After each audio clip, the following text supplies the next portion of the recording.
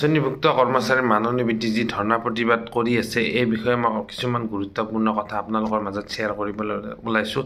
তো গাইজ চেনেলত যদি নতুনকৈ আহিছে মোৰ চেনেলটো পোনপ্ৰথমে ছাবস্ক্ৰাইব কৰি ল'ব যাতে শ্ৰেণীভুক্ত কৰ্মচাৰীৰ মাননি বৃদ্ধিৰ খবৰ আপোনালোকে পোনপ্ৰথমে লাভ কৰিব পাৰে। তো গাইজ দেৰি নকৰি আজিৰ এই কি গুৰুত্বপূৰ্ণ খবৰটো চাওঁ আহক।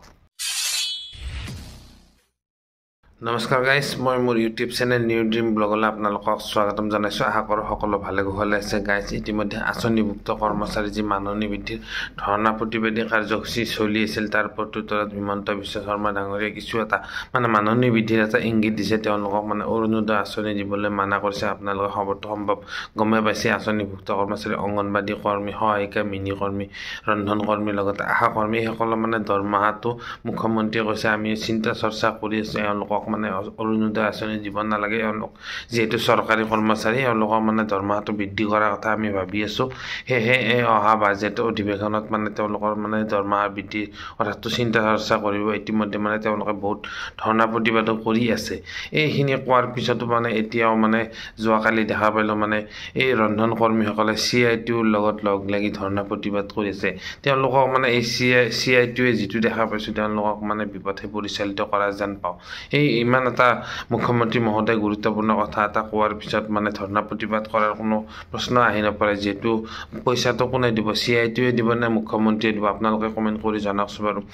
যিহেতু মুখ্যমন্ত্ৰী অসমখনৰ এই পইচা পাতি দিয়াৰ গৰাকী তেখেতে দিব লাগিব। তেখেতে বস্তুটো আগবঢ়ালেহে ফাইনেন্স বিভাগ বা বিত্ত বিভাগৰ অজন্তা নেওগ বাইদেউ এই কথাখিনি তেওঁলোক চৰকাৰৰ লগত আলোচনা কৰি কিমান কি বঢ়াব এইখিনি বস্তু মুখ্যমন্ত্ৰীৰ হাতত আছে। গতিকে এই CITUৱে তেওঁলোকে ব্যক্তিগত মুনাফা লাভৰ কাৰণে এইটো CITU হ'ল এটা ৰাজনৈতিক দল। এই দলটোৱে এই মানুহখিনিক বিভ্ৰান্তি সৃষ্টি কৰিছে। এতিয়া যিহেতু ইংগিত এটা প্ৰদান কৰিছে মুখ্যমন্ত্ৰীয়ে, গতিকে কোনো দৰকাৰে নাছিলে ধৰ্ণা প্ৰতিবাদ কৰাৰ মুখ্যমন্ত্ৰীৰ কথাখিনিৰ প্ৰতি সঁহাৰি জনাই কিছুদিন অপেক্ষা কৰাটো ভাল। আৰু বৰ বেছিতে এটা মাহ সময় আছে। ফেব্ৰুৱাৰী মাহত যিহেতু বাজেট অধিৱেশন অনুষ্ঠিত কৰা হ'ব। এনেকুৱা কৰি থাকিলে যিখিনি হ'বলগীয়া কাম আছিল সেইখিনিও নহ'ব যেন পাইছোঁ।